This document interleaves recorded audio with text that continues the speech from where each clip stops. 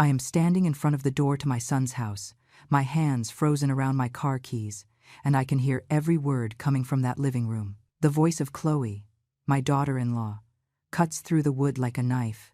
I hope the old lady spins out on a curve in this storm. That way the beach house is left to us and we don't have to wait anymore.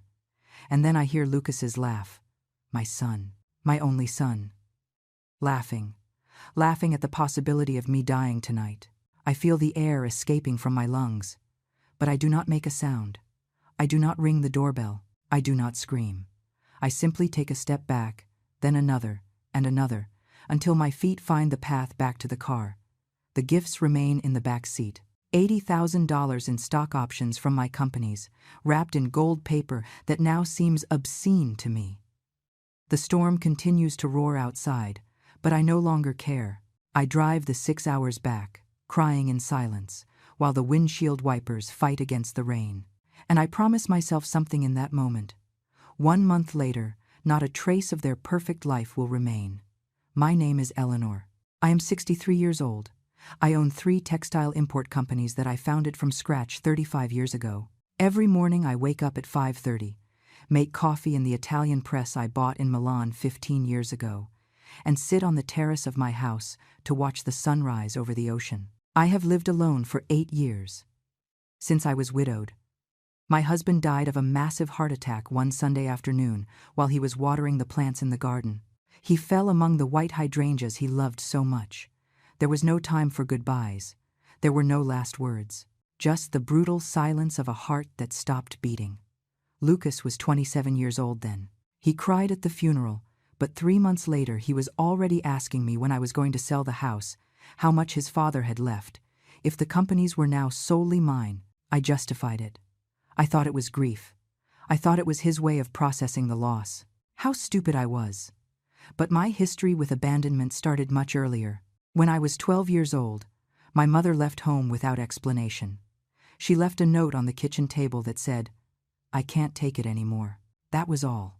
My father became a silent man who drank whiskey every night in front of a turned-off television. I learned to cook, to clean, to survive. I learned that people leave.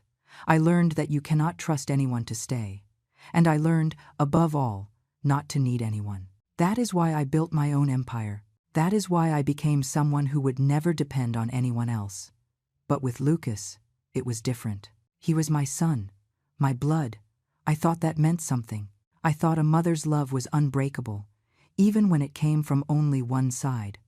The first few years were perfect. Lucas was a sweet, affectionate boy who hugged me before sleeping and told me I was the best mom in the world. His father adored him. They played football on Saturday mornings. They built things together in the garage. We were a real family. Oh, that is what I believed. After Robert's death, everything changed slowly, like when a plant withers without you noticing until it is already too late. Lucas started to distance himself. He canceled dinners. He did not answer calls. He always had excuses. I told myself it was normal, that he was a grown man building his own life. But deep down, a part of me knew something was broken. And still, I kept giving. I kept being the mother who solves everything, who pays for everything, who forgives everything. He met Chloe 4 years ago at a business conference. She worked in the hotel's events department. She was pretty, self-assured, with that smile that seems genuine until you learn to see what is behind it. The first time I saw her, something in my stomach twisted. An intuition, but I ignored it. Lucas seemed happy. He seemed in love. And I just wanted to see him happy. At the introductory dinner, Chloe asked me about my companies with an interest that seemed flattering to me. She wanted to know how I had started, how many employees I had, if I owned properties. I answered with pride, believing I finally had a daughter-in-law who valued hard work. How naive. How terribly naive. The wedding was intimate, at the beach house I own on the coast. Chloe insisted it be there. She said it was the most beautiful place she had seen in her life, that she dreamed of getting married in front of the ocean. I paid for everything, of course. The catering, the flowers, the photographer, the music. $22,000 in total. Lucas did not even thank me. Chloe did, but now I remember how her eyes scanned every corner of that house, as if she were calculating its value. After the wedding, the frequent visits began, always with some excuse.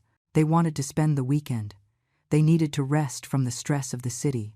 They missed the sound of the waves. I felt happy to have them close. I prepared their favorite meals, washed their sheets, made sure they had everything they needed.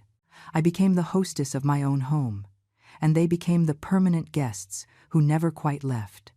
Then the favors started, small ones at first. Chloe asked me to lend her money for a digital marketing course, $3,000 that she never paid back. Lucas needed help with the down payment on a new car because his had broken down. $8,000 that he would pay me back as soon as he closed a deal. The deal never closed. Then it was the apartment. They lived in a modest place downtown, but Chloe complained constantly about the noise, the neighbors, that there wasn't enough space. One day, during a meal at my house, she dropped the comment casually. "Eleanor, I saw a beautiful apartment in the residential district. It is perfect for us, but the rent is a little high. $15,000 a year. If only we could afford it." She looked at me with those abandoned puppy eyes, and I, like the fool I was, said yes, that I would pay the rent for the first year, just to help them get settled. 1 year turned into 2, then into 3.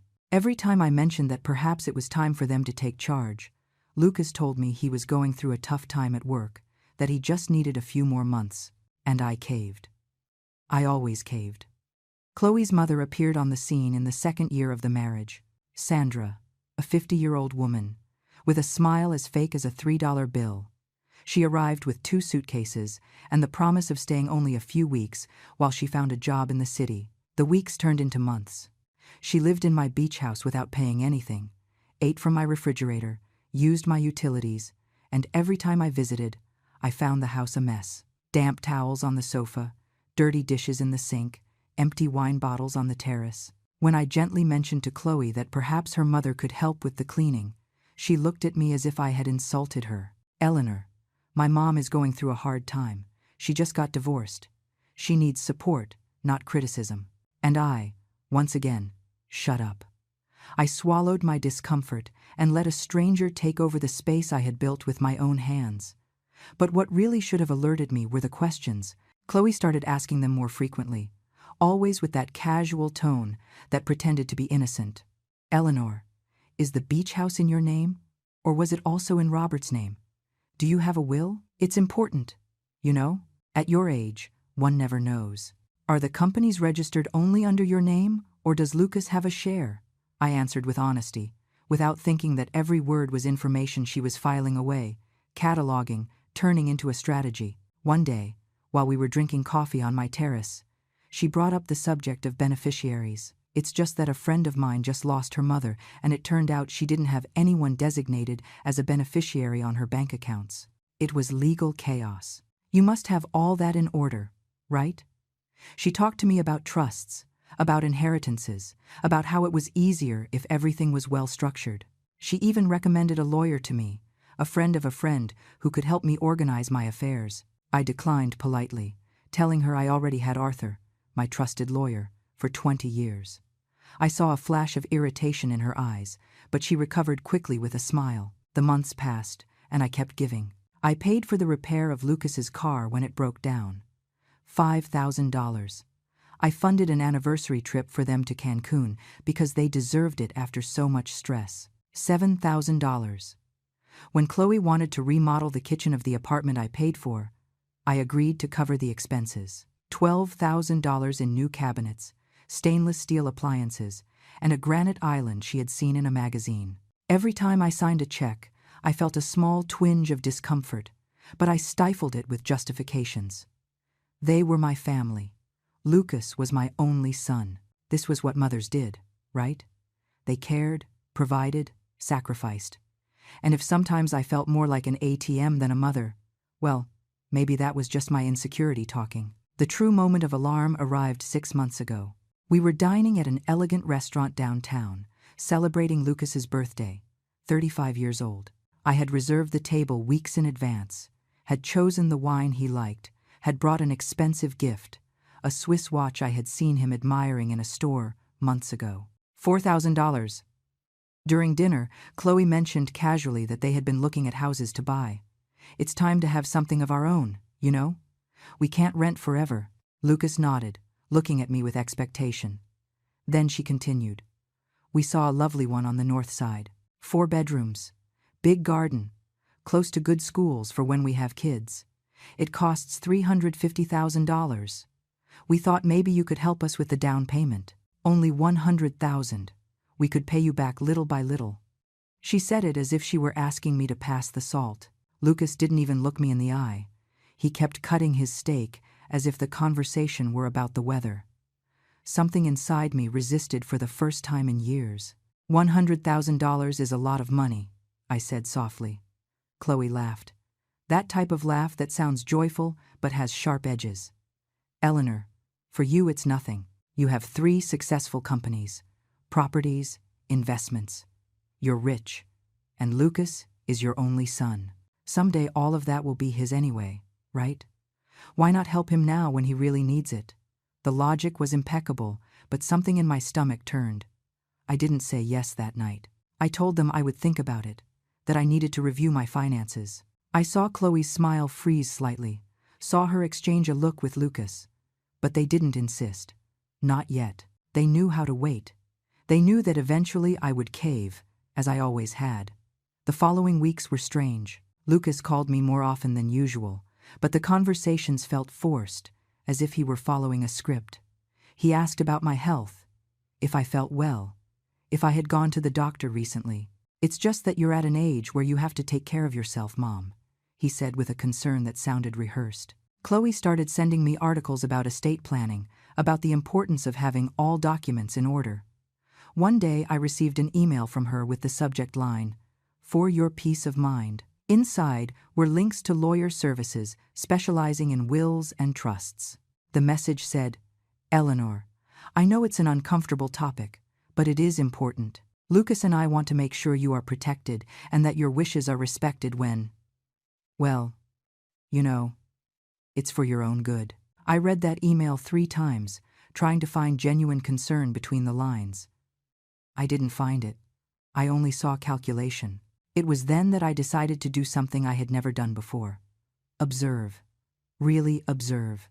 Instead of accepting every word, every gesture, every request at face value, I started paying attention to the details I had been ignoring for years. And what I saw chilled my blood.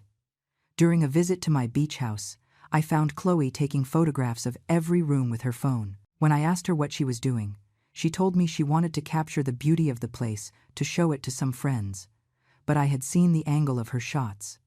They weren't aesthetic photos. They were inventory photos. She was taking images of the paintings on the walls, of the antique furniture, of the porcelain dinnerware I had inherited from my grandmother. She was cataloging my possessions as if they were already hers. That night, while she and Lucas slept in the guest room, I quietly entered the living room and checked her phone, which she had left charging on the table. I know, it was an invasion of privacy, but something was screaming at me to do it. I found a folder titled Beach House E. Inside were more than 200 photographs, every corner, every object of value, every architectural detail. And worst of all, there were notes. Notes about the estimated value of the furniture, about how much the property might be worth in the current market, about which things could be sold immediately and which should be kept. My heart beat so hard I thought it was going to give me away. I put the phone back exactly where it was and returned to my room. I couldn't sleep that night. I stayed staring at the ceiling, listening to the sound of the waves, asking myself when exactly my son had stopped seeing me as his mother and had started seeing me as his future inheritance.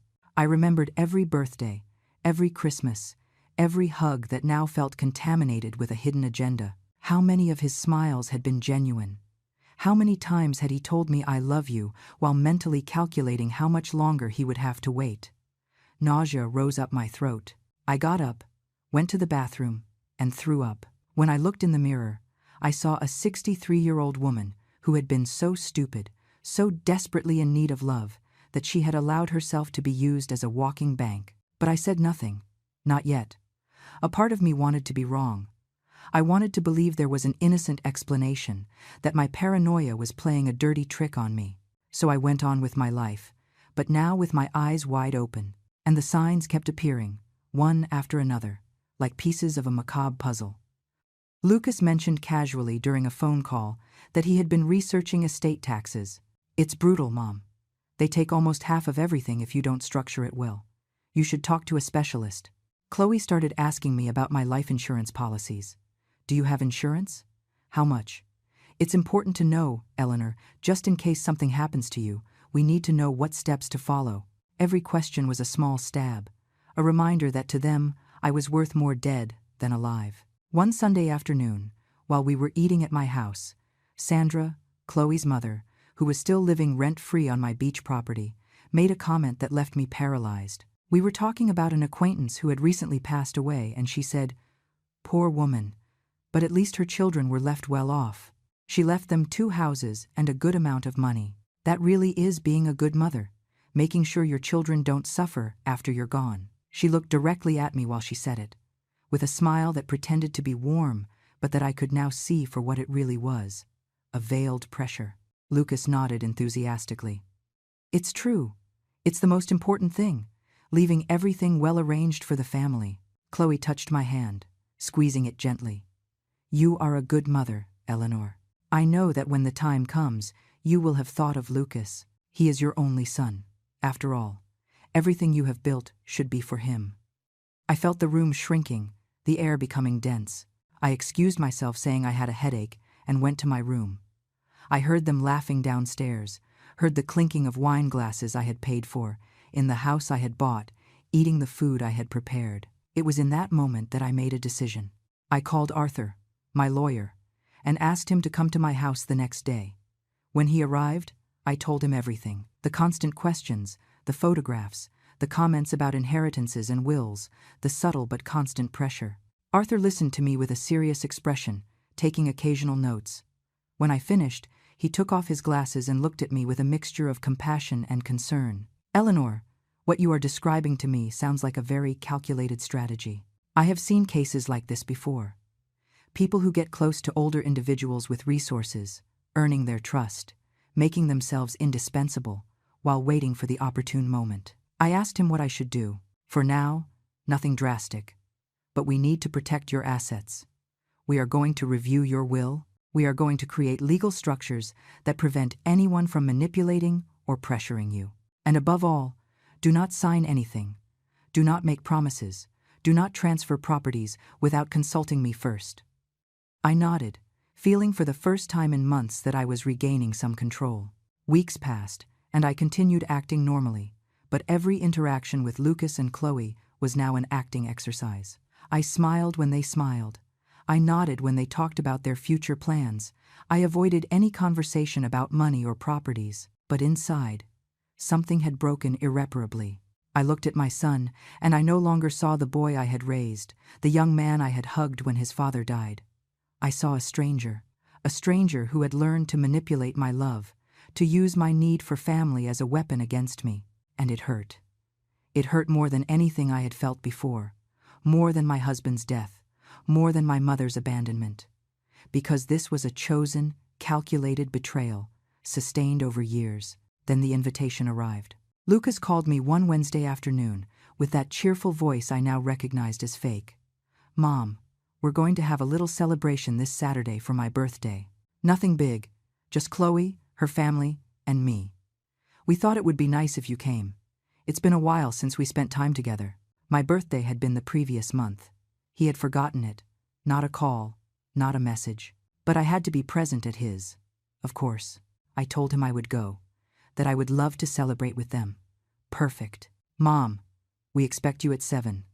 And don't bring anything, okay? Your presence is enough." That last sentence made me want to laugh. My presence had never been enough. What they wanted was my money, my properties, my timely death. But I decided I would bring something special. I spent the following days preparing everything with Arthur. $80,000 in stocks from my companies. Papers that looked official, documents that in reality transferred nothing but looked impressive. I wrapped them carefully in gold paper, with a huge silver bow. They looked like the gift of someone who had finally caved, who had decided to start distributing her fortune while alive. It was the perfect bait. The day of the celebration dawned gray, with dark clouds threatening a storm. At 3 in the afternoon, it started to rain. At 4, the rain had turned into a deluge. The forecast said it was the strongest storm of the season. Perfect, I thought. Absolutely perfect. I dressed with care, chose a cream-colored sweater and dark trousers, pulled back my hair. I looked in the mirror and practiced my smile. The smile of the foolish mother who suspects nothing. It came out perfect. I got into the car with the gifts in the back seat and started the trip, 6 hours away in normal conditions. With that storm, it would probably be 7 or 8. But I didn't care. I had to do this. I had to know with certainty if everything I suspected was true, or if my mind was betraying me. I drove slowly, carefully, while the rain hit the windshield with an almost supernatural fury. Thunder rumbled over my head. Several cars were stopped on the shoulder, with hazard lights on, waiting for the worst of the storm to pass. But I kept going, mile after mile, hour after hour, with my hands gripping the steering wheel and my heart beating in my ears. I arrived at 9 at night, 2 hours late. The storm hadn't let up a bit. The streets were flooded, the trees were bending dangerously with the wind, and I was soaked just from the walk between the parking lot and the building entrance. I climbed the stairs to the 3rd floor where they lived, carrying the wrapped gifts that now weighed like stones in my arms. Every step brought me closer to a truth that part of me still didn't want to face. When I arrived in front of their door, I heard voices inside, laughter, soft music in the background. I raised my hand to ring the doorbell, but something stopped me. The door was ajar, barely a few inches, as if someone had gone out to take out the trash and had forgotten to close it properly. And through that narrow crack, I heard Chloe's voice with a clarity that froze me to the bone. Seriously, I hope the old lady spins out on a curve in this storm. It would be the best thing that could happen to us. There was a brief silence, and then another voice, Sandra's, her mother. Chloe, don't say those things. But she said it laughing, without a hint of real reproach. Then I heard Lucas. My son, my only son. Mom is right. Babe, you can't say that. And for a second, a very brief second, my heart wanted to believe he was defending me. But then he continued, you have to be more discreet. But yeah, it would be convenient. That way the beach house is left to us, without having to wait who knows how many more years. The old lady is healthy. She could live another 20 years. And I don't plan to wait until I'm 50 to start enjoying what belongs to me. Laughter. Genuine, joyful, conspiratorial laughter, as if they had just shared a private joke. Chloe continued, and her voice had that conspiratorial tone people use when they think no one else is listening. Yesterday I was calculating. Just the beach house is worth like $1,200,000. The 3 companies, if we sell them well, can give us another $3 million easily. The investment properties she has, another $800,000. We are talking about more than $5 million.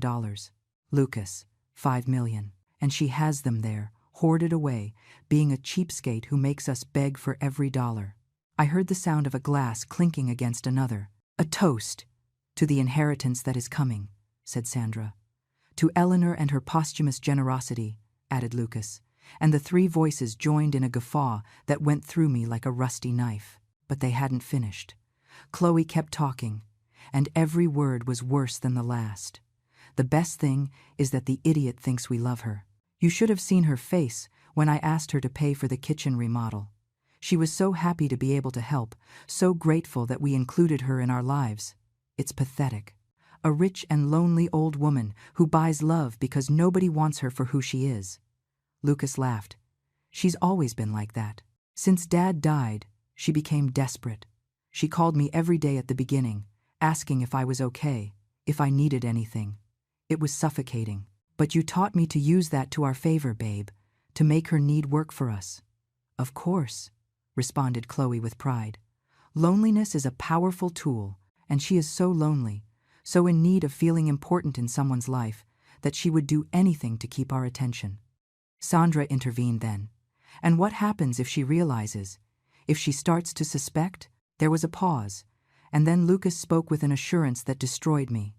She's not going to realize. She's too dumb, Too emotional. Besides, I already made her believe I'm interested in the companies, that I want to learn the business to eventually run it.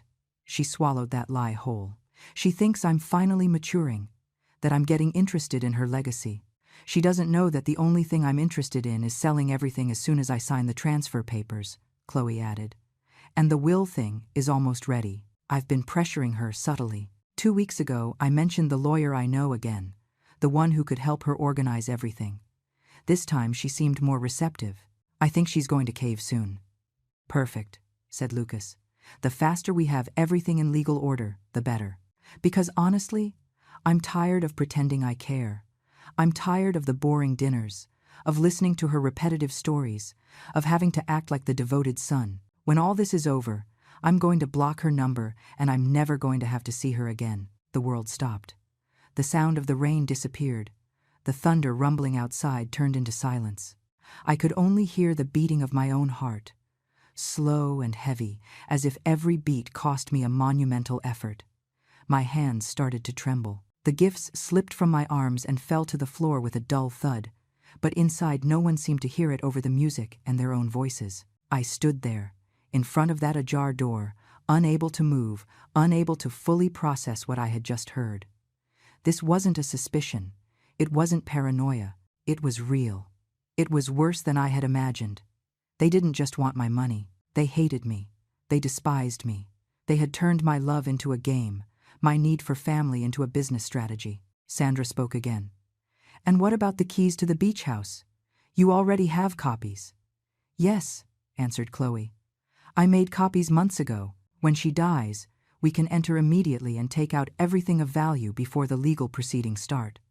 The paintings, the jewelry she keeps in that ridiculous safe she thinks nobody knows exists. Everything. Do you know the combination? Asked Lucas. Not yet, but I'm going to get it. I've seen her type it twice. It's just a matter of paying attention. Laughter again. Laughter celebrating my future death, planning the looting of my life as if it were war booty. The only thing that makes me angry, said Lucas, is that we can't speed up the process. We have to wait for nature to take its course. Well, said Chloe with a playful tone, there are ways to help nature. Stress, for example. If we pressure her enough, if we keep her anxious and worried, her health could deteriorate faster. Diabolical, said Lucas, but he sounded pleased. That's why I love you. I don't remember making the conscious decision to move. My legs simply started to back up. One step, then another. Moving away from that door, from those voices, from that reality that had just destroyed what was left of my heart. I went down the stairs as if in a trance, left the building, crossed the parking lot under the torrential rain. The water soaked me completely, but I didn't feel it. I felt nothing except a huge, black void extending inside me like a bottomless abyss. I arrived at the car, sat in the driver's seat, and stayed there, watching the rain hit the windshield. The gifts were still in the back seat. $80,000 in decorative papers that were going to serve a completely different purpose now. I turned the key, started the engine, and began the trip back. 6 hours again, 6 hours driving in the middle of the worst storm of the year. But I no longer cared if I went off the curve, if the car skidded, if a tree fell on the road. Part of me wished something like that would happen. It would be easier than facing the rest of my life, knowing what I now knew. But I survived. I arrived home at 4 a.m, completely exhausted, soaked to the bone, shivering not only from cold but from something much deeper. I took off my wet clothes, got into the shower, and let the hot water run over me while I cried. I cried for the son I had lost, or perhaps for the son I had never really had. I cried for the wasted years, for the money given away, for the love given without being reciprocated. I cried for the foolish woman I had been, who had confused manipulation with affection, who had been so desperate not to be alone that she had allowed herself to be used in the vilest way. When I got out of the shower, I looked at myself in the mirror. My eyes were red, swollen. I was 63 years old, and I looked 80. But there was something different in my gaze. Something hard, something cold, something that hadn't been there before. I dried my hair, put on my pajamas, and instead of going to sleep, I went down to my office. It was 5 a.m. on a Sunday, but sleep was the last thing on my mind. I turned on the computer and started doing something I should have done years ago. Reviewing every transaction, every payment, every gift, every loan I had given to Lucas and Chloe since they met. I opened spreadsheets, reviewed bank statements, searched for receipts, and with every number I added, with every amount I recorded, I felt rage replacing the pain. $45,000 in rent paid over 3 years, $8,000 for the car, $12,000 for the kitchen, $22,000 for the wedding, $3,000 for Chloe's course, $7,000 for the Cancun trip, $5,000 in car repairs, $4,000 for the watch, $3,500 in dinners and minor gifts, $1,200 in utilities for the beach house that Sandra consumed, another $15,000 in small loans that were never paid back. In total, $127,500 in 4 years, more than $30,000 a year, and that without counting the value of the use of my property, maintenance expenses, utilities, food. If I added everything, I had easily spent more than $150,000 on them. I printed every document, every record, every proof. I organized them in a thick manila folder that I placed in the center of my desk. Then I opened my personal notebook, the one where I write my important thoughts, and started making a list. Not an emotional list, not a venting of hurt feelings, a practical, cold, strategic list. A list of every single thing I needed to cancel, every tie I needed to cut, every door I needed to close. I wrote with clear and firm handwriting, without any doubt, without any tremor in my hand. Number 1. Cancel apartment rent payment, effective immediately. Number 2. Remove Lucas as beneficiary from my bank accounts and insurance policies. Number 3. Remove Lucas from any position in my companies, including the consulting position I had given him 6 months ago. Number 4. Change all the locks on the beach house. Number 5. Evict Sandra from my property via legal notice. Number 6. Cancel all additional credit cards I had given to Lucas. Number 7. Transfer the beach house to an irrevocable trust that not even I could undo. Number 8. Modify my will, removing Lucas as principal heir and distributing my assets in a way that left him with the legal minimum. The list kept growing. Every point was a concrete, measurable, irreversible action. There was no room for emotion. There was no room for regret. This was a surgical procedure. I was cutting the cancer out of my life with clinical precision. When I finished, it was 7 in the morning. I made coffee, sat on the terrace, despite the chill the storm had left, and waited for it to be 8 o'clock to call Arthur. I knew he checked emails on Sunday mornings. I sent him a message. Emergency. Need to see you today. Urgent, he replied in 10 minutes. I'm coming over at 10. Those 2 hours of waiting were the longest of my life. I reviewed my list again and again, verifying that nothing was missing, that I hadn't left any door open through which they could continue entering my life. My phone rang 3 times. All 3 times it was Lucas. I didn't answer. He left voicemails. I listened to them on speakerphone, with a cup of coffee in my hand, studying every word like a scientist studies a specimen. Mom, where are you? We expected you last night. Chloe made your favorite dessert. We're calling your house and you're not answering. We're worried. The lie was so obvious now that it made me want to laugh. The second message, half an hour later. Mom, seriously, pick up. We're worried you might have driven in that storm. Please, tell us you're okay. The third one, an hour later, and now there was a note of irritation in his voice. Mom, this isn't funny anymore. Answer the phone. I don't know what game you're playing, but I need to know you're okay. Game. What an interesting word. For 4 years, they had played with me, and I didn't even know we were playing. Now I had finally learned the rules, and I was about to flip the board completely. Arthur arrived promptly at 10. I let him in, poured him coffee, and told him everything. Every word I had heard in front of that door, every macabre plan they had discussed, every slight, every calculation, every anticipated celebration of my death. I spoke for 40 minutes without stopping, with a steady voice, without crying. Arthur listened without interrupting, his expression becoming increasingly serious. When I finished, he remained silent for a few seconds, processing. Then he spoke. Eleanor, this is serious, not just morally, but legally. What you describe could constitute undue influence, and if they had succeeded in getting you to change your will under pressure, we could have argued coercion. But the most important thing now is to protect you. I nodded. That's why I called you. I need to execute this list. I passed him the notebook. He read it carefully, nodding at every point. We can do all this, he said finally. But we need to be strategic. If we act too fast, they might get scared and try some desperate move. If we act too slow, we give them time to plan a response. I propose the following. Today we draft the new documents. Tomorrow, first thing in the morning, I personally take care of the legal notices. We cancel the payments so that they become effective at the end of this month, in 3 days. That gives them enough time to realize something changed, but not enough to react effectively. And the locks? I asked. A locksmith can go tomorrow to the beach house. I also suggest you install security cameras, because if Chloe has copies of the keys, she might try to enter before realizing they no longer work. I nodded. All of this made sense. It was logical, rational, perfect. We worked for hours. Arthur had his laptop, and I had access to all my financial and legal documents.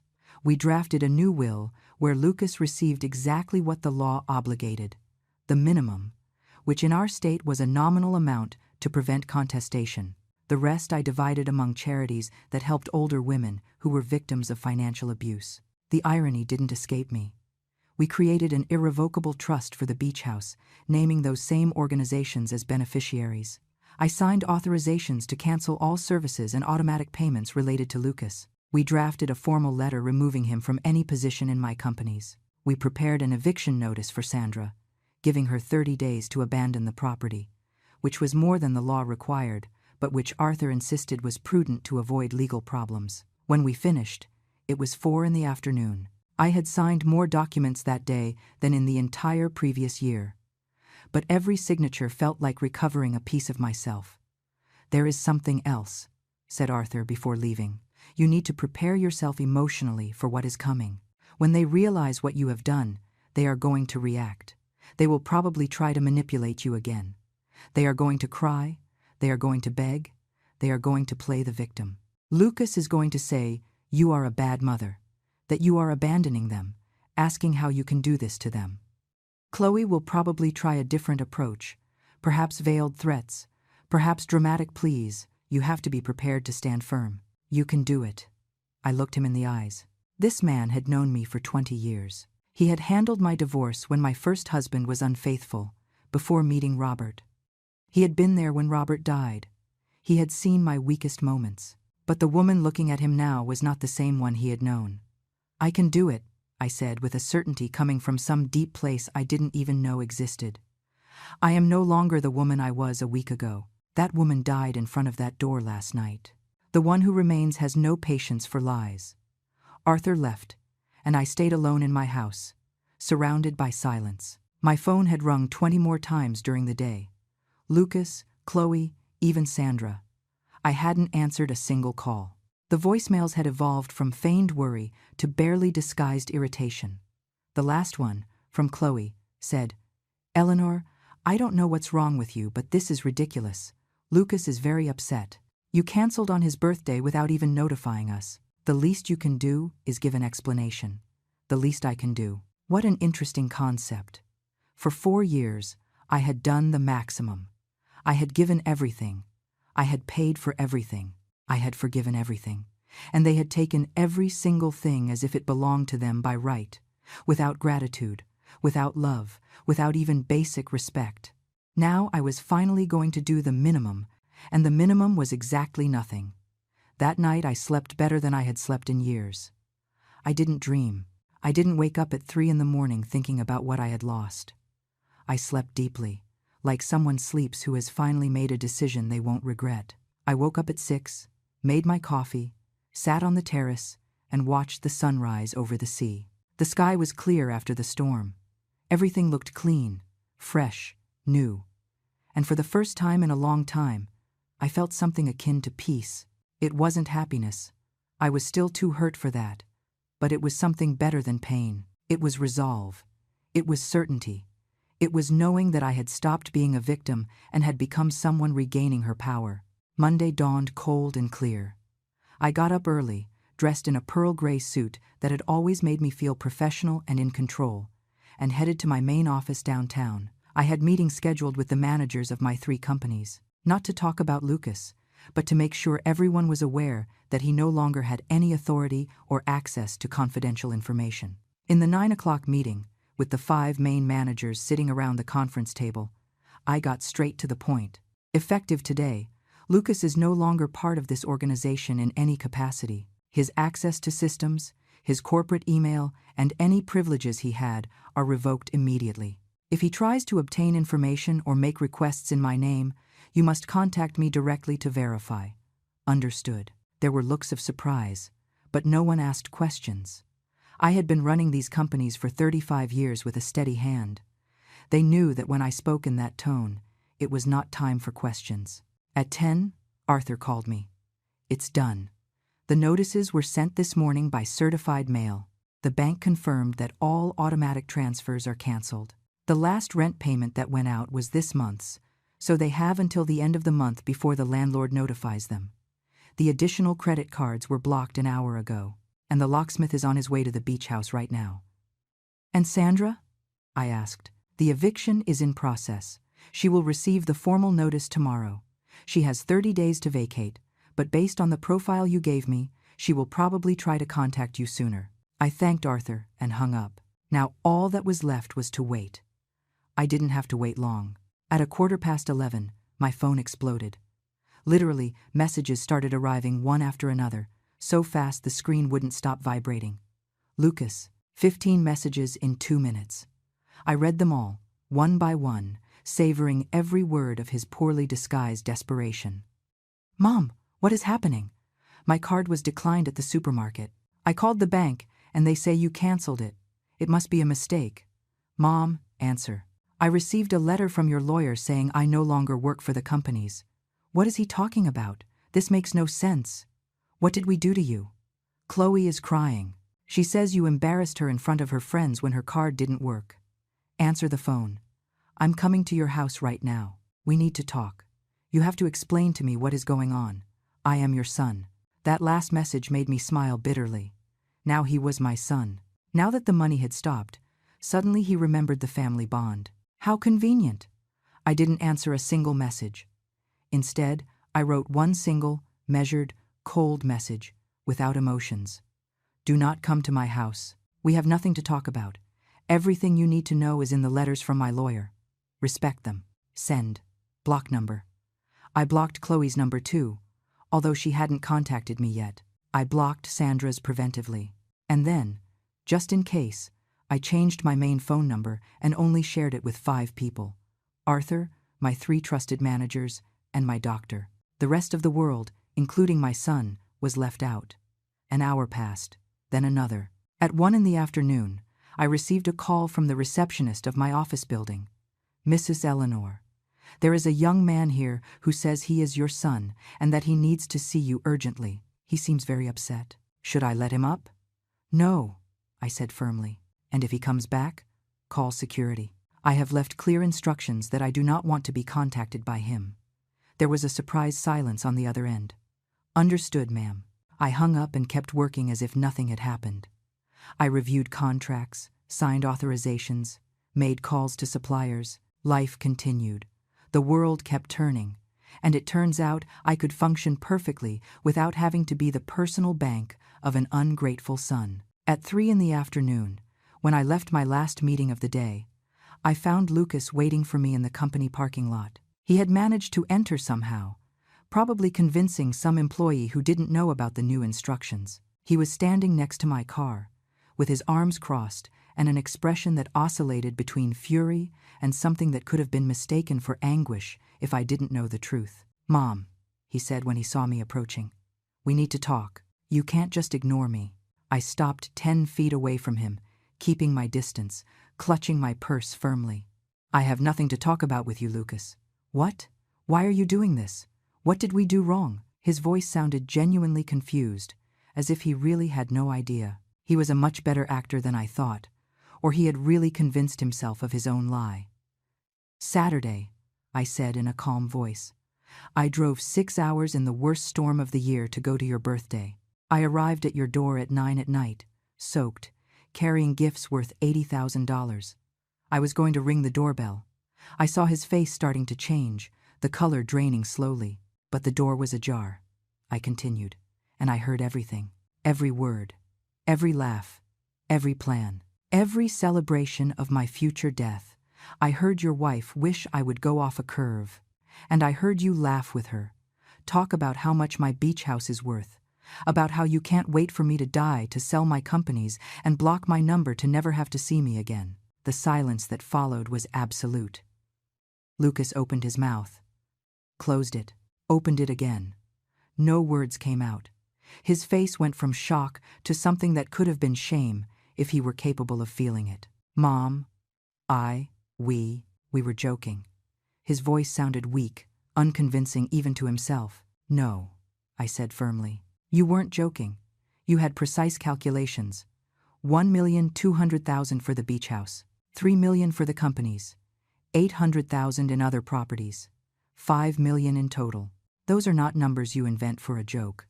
Those are numbers someone investigated, calculated, planned. And the copies of keys Chloe made of my house, and the plans to empty my safe before legal proceedings start. All that requires premeditation, not humor. I saw him trying to find another excuse, another lie, another angle, but there was none. I had caught him completely. Mom, maybe you misunderstood. I misunderstood nothing. I interrupted him. I stood in front of your door for 10 minutes. I heard everything with absolute clarity. And then I left in silence, drove 6 hours back, and made decisions. Decisions that are final and irreversible. You can't do this, he said. And now fury was starting to replace the fake contrition. I am your son. You have obligations to me. My obligations to you ended when you turned 18, I replied calmly. Everything I have done since then has been of my own free will. And now that will has ended. You have a job, you have a wife, you have 2 hands, and a functional brain. Survive with that. Like the rest of the world. You're going to leave us on the street, he said, raising his voice. The rent you pay is the only thing that allows us to live where we live. Then get a cheaper apartment. Or get a better job. Or tell your wife to work full-time instead of planning how to rob her mother-in-law. Your financial problems ceased to be my responsibility the moment you decided I was worth more dead than alive. The words came out cold, hard, without a shred of doubt. And with every word, I watched him realize that something fundamental had changed, that the manipulable mother he knew no longer existed. And the beach house? He asked, now with obvious desperation. You always said someday it would be mine. I lied, I said simply. Or rather, I changed my mind. The beach house is now in an irrevocable trust. Not even I can undo that. When I die, it will go to charities that help older women who are victims of financial abuse by their families. I thought it appropriate. I saw something break in his expression. It wasn't confusion or shame anymore. It was pure rage. You are a bitter old woman, he spat. You always were. Dad used to tell me. He said you were controlling, that you used money to manipulate people, that you were never capable of truly loving. Those words should have hurt. Lucas probably hoped they would hurt, but curiously, I felt nothing. If that is what you need to believe to justify your behavior, I said, go ahead. But the truth is your father never said that. Your father loved me until his last breath, and I loved him, and I loved you more than you ever deserved. But that love ran out. It ran out in front of your door Saturday night. I walked around his car, unlocked mine with the remote, and got in. He banged on my window. We haven't finished talking, he shouted. I rolled down the window just a few inches. Yes, we have finished. Talking, relating, everything. If you try to contact me again, if you show up at my house or my office, I will call the police. If you try to enter the beach house, it will be trespassing. Arthur has very clear instructions on how to proceed. I suggest you read the letters you received carefully. I rolled up the window, started the engine, and drove out of the parking lot, leaving him standing there, mouth open, finally understanding that this time I wasn't going to cave, I wasn't going to forgive. I wasn't going to rescue them. This time was different. This time was final. The following days were a strange mix of chaos and calm. Chaos in their lives, as Arthur informed me in our daily calls. Calm in mine, a calm I hadn't experienced in years. Tuesday morning, Arthur called to inform me that Chloe had tried to contact him directly, demanding a meeting to clear up this misunderstanding. He had politely said there was nothing to clear up, that all decisions were final, and that any future communication must be in writing. She had screamed something about suing for broken promises before hanging up. "Let her try," I said calmly. "There isn't a single signed document promising them anything. Everything was always in my name. It was always my decision, and I always had the legal right to change my mind." Arthur laughed softly. "Exactly what I told her. But they will probably try something anyway. Desperation makes people make stupid decisions." Wednesday arrived with the notice from the landlord of the apartment where they lived. That month's rent had been the last one I paid, and now they had 15 days to pay the next one, or the eviction process would begin. I knew this because Sandra, in a desperate move, managed to get my new number through someone in my office who shouldn't have given it to her, and was fired that same day. She left me a pleading voicemail. "Eleanor, please, think about what you are doing. Chloe is devastated. Lucas can't sleep. They can't pay the rent without your help. They are going to lose the apartment. Is that what you want? To leave your own son on the street?" I deleted the message without finishing it. I changed my number again. This time, only Arthur had it, with instructions to filter any necessary communication. Thursday, I went by the beach house to supervise the installation of the security cameras. The locksmith had changed all the locks on Monday, and now a technician was installing a complete surveillance system with 8 cameras covering every entrance and angle of the property. When I entered, I found evidence that Sandra had tried to use her keys the night before. There were scratch marks around the main lock, where she had obviously tried to force entry upon discovering her copies no longer worked. The newly installed cameras would capture any future attempt. While the technician worked, I walked through the house slowly, seeing every room with new eyes. This house had been my refuge for years. I had bought it with the first big success of my businesses. I had chosen every piece of furniture, every painting, every detail, and they had seen it only as merchandise, as something to turn into money as quickly as possible after my death. I opened the safe that Chloe thought I didn't know she knew about. Inside were the jewels Robert had given me during our marriage, some important documents, and an amount of emergency cash. I took everything and moved it to a safety deposit box at the bank. I wasn't going to give them the satisfaction of finding anything of value when they finally accepted this property would never be theirs. Before leaving, I sat on the terrace facing the sea, the same place where I had married Robert, where we had celebrated so many family dinners, where Lucas had played as a child. The memories were bittersweet, good moments that were now contaminated by the knowledge that everything had been an act on their part. I asked myself when exactly he had stopped loving me. Had it been gradual, or had there been a specific moment? Or maybe he had never really loved me, and I had simply been too blind to see it? Friday arrived with a letter from a lawyer representing Lucas and Chloe. It was exactly what Arthur had predicted: a lawsuit for breach of promise of inheritance and maliciously created economic dependency. They argued that for 4 years I had created a situation of financial dependence, that I had verbally promised they would be my main heirs, and that withdrawing that support suddenly constituted cruelty and possibly even reverse elder abuse, where the older person uses economic power to control and punish. I read the entire lawsuit with Arthur present. When I finished, I looked at him. "Does it have any chance of succeeding?" He shook his head. "Zero. First, there is no document supporting their claims of promises. Second, you are 63 and in full possession of your mental faculties. Will 3 doctors testify if necessary? Third, you have documented proof of every voluntary payment you made, which demonstrates there was never a legal obligation.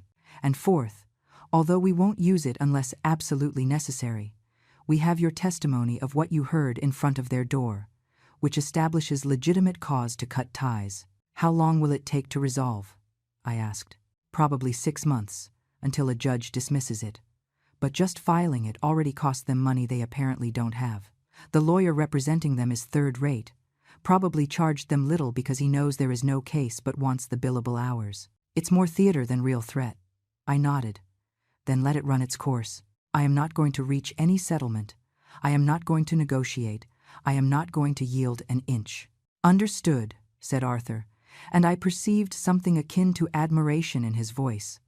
I think he had never seen me like this, so absolutely inflexible. The truth is, I hadn't seen myself like this either.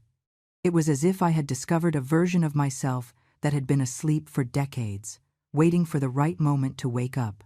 The weekend was the first in years I spent completely alone by choice, not by circumstance. There were no calls from Lucas asking me to visit them. There were no messages from Chloe suggesting we meet for lunch. There was no Sandra occupying my space, consuming my resources, dirtying my house. Just me, my coffee, my books, and the sound of the sea from my terrace. I read an entire novel, something I hadn't done in months. I cooked just for myself.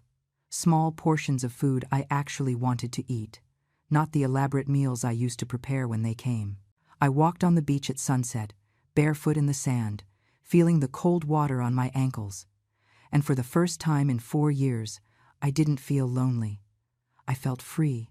Monday of the following week, Arthur informed me that Lucas and Chloe had abandoned the apartment in the middle of Sunday night, leaving it in deplorable conditions, according to the landlord. They hadn't paid the rent, hadn't given notice. They had simply packed what they could and left.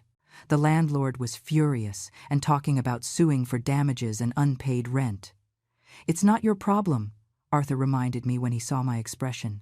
"They made that decision. They are adults facing the consequences of their actions." He was right, but there was a small part of me, the part that had been a mother for 35 years, that felt a twinge. Not of guilt exactly, but of something akin to sadness.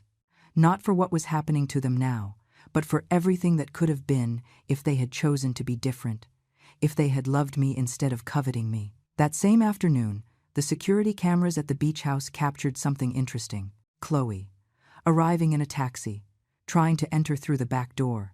When that didn't work, she tried the windows. When those didn't yield either, she went completely around the house, looking for some point of entry. The cameras captured her perfectly. Her face of frustration, her aggressive body language, even the moment she kicked the door with rage before giving up. I called Arthur immediately. "We have this recorded. Do you want to press charges for attempted trespassing?" I considered the question seriously. Part of me wanted to do it, wanted to use the full weight of the law against her. But another part, the wiser part, knew that would only prolong my connection to them. "Not for now," I said finally. "But keep the video. If they try anything else, we will use it, and send a certified letter warning her she was recorded and that the next attempt will result in criminal charges." Arthur agreed. Sometimes the threat was more powerful than the action. 3 weeks after the incident at the beach house, I received information from an unexpected source. One of the managers of my company, Victoria, asked me for a private meeting. When she entered my office, she wore an uncomfortable expression. "Mrs. Eleanor, I'm not sure if I should tell you this, but I think you have a right to know." She sat in front of me and took a deep breath. "My cousin works at a hotel downtown. She says your son and your daughter-in-law have been living there for 2 weeks. At first they paid with a credit card, but that card was declined 3 days ago. Now they have a debt of $1,200, and the manager is about to kick them out. They are trying to get money, apparently talking to people, trying to get loans." I thanked Victoria for the information. I wasn't surprised. Without my financial support, without real income of their own, their fall had been rapid and predictable. Part of me wondered if I should feel something about it. But when I searched inside myself, I only found a void where maternal love had been. I felt no joy for their suffering, but I felt no compassion either.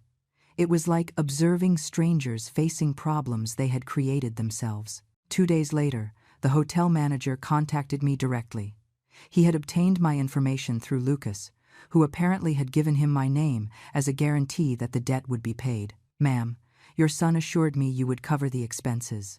He says there was a temporary family misunderstanding, but that you are a respectable businesswoman who honors her family's obligations." The audacity left me speechless for a moment. Even now, even after everything, he kept trying to use my name, my reputation, my money. "Sir," I said with a controlled voice, "my son is a 35-year-old adult. I have no legal obligation to his debts. He did not have my permission to use my name as a guarantee, and I will not pay a single penny of what he owes. I suggest you proceed with whatever legal actions you consider appropriate against him, not against me." There was a surprised silence on the other end. "I understand," he said finally. "Sorry to have bothered you." I hung up and immediately called Arthur to inform him. "I'm going to send a letter to that hotel and any other institution we can identify, making it absolutely clear you are not responsible for Lucas's debts. We are also going to consider actions for fraudulent use of your name." The situation worsened for them quickly. The hotel kicked them out that same night. According to Victoria, whose cousin kept informing her, they had to call Sandra to pick them up. Now the three were living in the 2-bedroom apartment of a friend of Chloe's, sleeping in sleeping bags in the living room. The lawsuit they had filed against me was dismissed at the preliminary hearing, exactly as Arthur had predicted. The judge had been clear. A child has no automatic right to their parents' wealth, and voluntary financial support can be withdrawn at any time for any reason. It was a complete victory, but the victory in court didn't stop their attempts to contact me. They changed strategy. Instead of lawsuits and demands, they started with pleas. Handwritten letters arrived at my office, somehow dodging my new filter system. The first was from Lucas. 3 pages of tight handwriting. "Mom, I know I made mistakes. Chloe and I said terrible things that night, things we didn't really mean. We were drunk, stressed, saying nonsense without thinking. We never wanted you to die. We never planned anything real. It was just stupid words, the kind of dark things people say sometimes without really meaning it. Please, you have to believe I love you. You are my mother. You can't abandon me like this. I need your help. I need your forgiveness. I need us to be a family again." I read the letter once. Then I tore it into small pieces and threw it in the trash. There wasn't a single word of real responsibility. There was no genuine understanding of what they had done. Only justifications, minimizations, and more manipulation. The next letter was from Chloe, surprisingly. "Dear Eleanor, I know I have no right to ask you for anything after everything, but I write not for me, but for Lucas. He is destroyed. He doesn't eat, barely sleeps, cries every night. The relationship with his mother was the most important thing to him, and losing it is killing him. I know I am to blame for all this. I was the one who said those horrible things. I was the one who influenced him badly. Lucas is innocent. He truly loves you. If you need to blame someone, blame me. But please, don't punish your son for my mistakes. It was clever. I had to admit it." She knew exactly which buttons to try to push. The letter of the unrepentant daughter-in-law, offering herself as a scapegoat, appealing to my maternal love. But I remembered Lucas's words perfectly. His comments about blocking my number, his cold calculations about how much my properties were worth. He was not an innocent victim. He was an enthusiastic participant. This letter also ended up in the trash. A month passed. Then another. Spring gave way to summer. I went on with my life, focusing on my companies, on my health, on rediscovering who I was without the weight of being the exploited mother. I started taking pottery classes on Tuesday afternoons, something I had always wanted to do but never had time for. I hired a personal trainer and started exercising regularly. I renewed my wardrobe, getting rid of all the clothes I had bought, thinking about what Lucas would like, what would impress Chloe. I bought clothes that I liked, vibrant colors I had never dared to wear. I cut my hair in a more modern, bolder style. When I looked in the mirror now, I saw someone different, someone stronger, someone who finally belonged to herself. One Tuesday in July, while working on a ceramic vase in my class, my phone rang. It was Victoria. "Mrs. Eleanor, I thought you would want to know. My cousin told me your son and daughter-in-law are getting divorced. Apparently they have been fighting constantly since they lost the apartment. Chloe blames him for losing access to your money. He blames her for saying the things you heard. The situation is quite ugly." I thanked her for the information and hung up. I felt something, finally. It wasn't satisfaction exactly, although there was an element of that. It was more a sense of closure. The house of cards had collapsed completely. Without my money sustaining them, without the common goal of waiting for my inheritance, there was nothing real keeping them together. Their relationship had been a business partnership disguised as a marriage, and when the business failed, the partnership dissolved. 2 weeks later, I was dining alone at an elegant restaurant on the waterfront, enjoying lobster and white wine, when I saw Sandra walk in. She was with an older man, well-dressed, laughing at something he was saying with that same fake laugh she had used with me so many times. I observed her discreetly for a few minutes.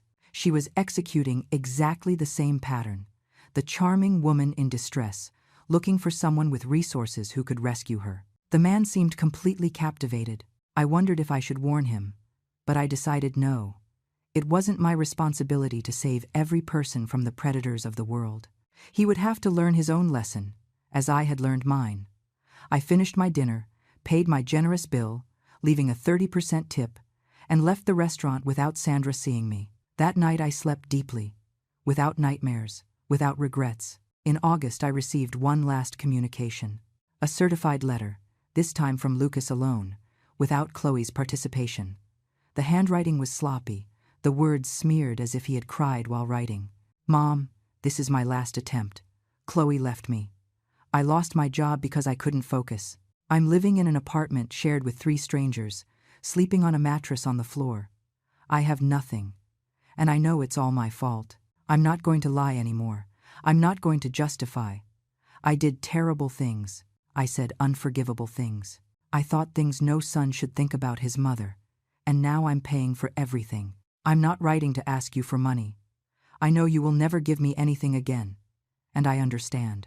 I'm just writing to tell you I'm sorry. I truly am sorry, and to tell you I finally understand what I lost. I didn't lose your money. I lost my mother, and that is worth more than any inheritance. But I understood too late." The letter ended there, without asking for anything, without suggesting reconciliation, just a naked and raw apology. I read it 3 times. I searched inside myself for some reaction, some impulse to forgive, to rescue, to go back to being the mother I had always been. But I found nothing of that. What I found was something different: acceptance. Acceptance that some things, once broken, cannot be repaired, that some betrayals are too deep to forgive, and that it is okay to let go, even when it comes to your own son. I folded the letter carefully and kept it in a drawer of my desk. I didn't throw it away like the others, but I didn't answer it either. 6 months have passed since that stormy night in front of Lucas's door. 6 months since I heard the words that shattered the illusion of family I had been holding on to for years. And in these 6 months, my life has changed in ways I never imagined possible. I haven't become happy in the romantic movie sense. I haven't found a new love, nor had a magical transformation. But I have found something better. I have found myself, the woman who existed before becoming a mother, before defining herself through her relationship with a son who never valued her. I have reclaimed my space, my time, my money, and more importantly, my dignity. The beach house is just mine now. I changed the living room furniture. I painted the walls a soft coral color I always liked, but never dared to use because Lucas said it was too flashy. I adopted a dog from a shelter, an 8-year-old golden retriever named Luna, who had been abandoned by her previous family. We understand each other perfectly, she and I. We both know what it is to be discarded by those who were supposed to love us. We walk on the beach every morning, and at night she lies at my feet while I read on the terrace. It is simple company, without hidden agendas. She loves me because I feed her and treat her well, not because I have properties to inherit. My companies are thriving, without the constant distraction of family dramas, without the interruptions of calls asking for money or help. I have been able to focus completely on work. I closed an important contract with a European retail chain that is going to triple our exports. I promoted 2 of my most talented employees to management positions, bright young women who remind me of the person I was at their age. I pay them well, I treat them with respect, and they respond with loyalty and exceptional work. It is a balanced relationship, mutually beneficial, something I never had with my son. Victoria told me a month ago she saw Lucas working as a waiter at a fast food restaurant. He was thinner, older, with deep dark circles. When she asked if I wanted her to find out more details, I told her no, I don't want to know. It's not cruelty, it's self-preservation. I have learned that you can love someone for years. You can give them everything you have, and still that person can choose to betray you in the vilest way. And when that happens, you have no obligation to stay involved in their life just because you share blood.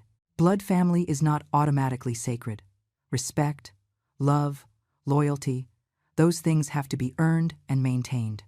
He lost that right. Chloe, I heard, moved to another city with a man she met online. Someone with money? Obviously. Sandra disappeared from the radar completely, probably found her next victim. The lawsuit they attempted remained on their legal record, which will make it harder for them to find lawyers willing to help them if they try something similar with another person. There is a poetic justice in that.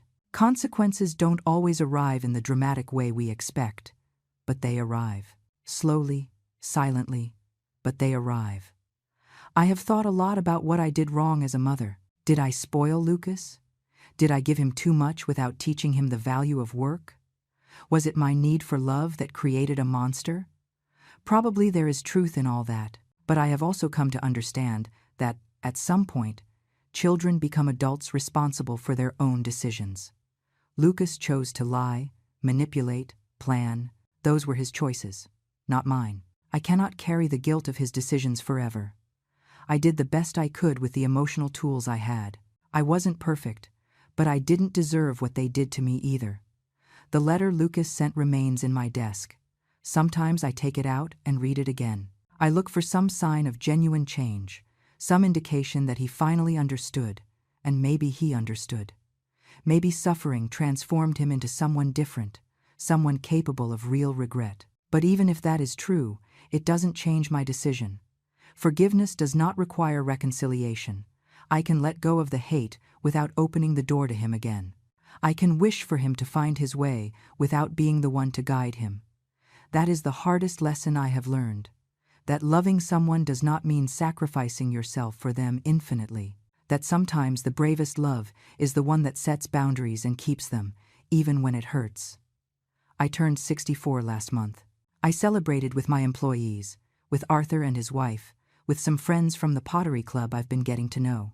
It was an intimate dinner, full of genuine laughter, interesting conversations, people who are in my life because they want to be, not because they need something from me. There were no extravagant gifts or grand gestures, just good food, good wine, and better company. And when I returned home that night, with Luna waiting for me at the door wagging her tail, I realized that for the first time in years, I felt complete. Not for what I had, but for what I had let go. The will remains as I drafted it with Arthur. Most of my estate will go to organizations that help older women, animal shelters, educational programs for young female entrepreneurs. Lucas will receive his nominal bequest, the bare minimum to avoid a lawsuit, and not a penny more. It is enough so he cannot claim he was disinherited unjustly, but it is not remotely close to what he would have had if things had been different. If he had been the son I thought he was. If he had loved me as I loved him. But it wasn't like that, and these are the consequences of his choices. Sometimes, when I walk on the beach at sunset with Luna running ahead, chasing seagulls she's never going to catch, I think about the irony of it all. They wanted me to die so they could have my money. But by trying to speed up that process, by revealing their true intentions, they lost everything long before my death. They destroyed themselves with their own greed. I didn't have to do much, really. I just had to stop holding them up, stop rescuing them, stop allowing them to use me. Gravity did the rest. Without my money as a cushion, without my connections as a safety net, they fell fast and hard. And although I don't rejoice in their suffering, I don't feel guilty about it either. They sowed the wind and reaped the whirlwind, as the saying goes. I have learned that the loneliness I feared so much is not as terrible as I thought. In fact, there is a huge difference between being alone and feeling lonely. I was surrounded by family for years and felt deeply lonely, used, invisible, except for what I could provide. Now I am alone most of the time and I feel more accompanied than ever. I have myself. I have my integrity intact. I have my self-respect recovered, and it turns out that is enough. More than enough. It is everything. I don't know what the future holds for Lucas. I hope, sincerely, that he finds a path toward becoming a better person, that he learns from this, that he grows, that someday he is capable of genuine relationships based on real love and not material interest. But that is his journey, not mine.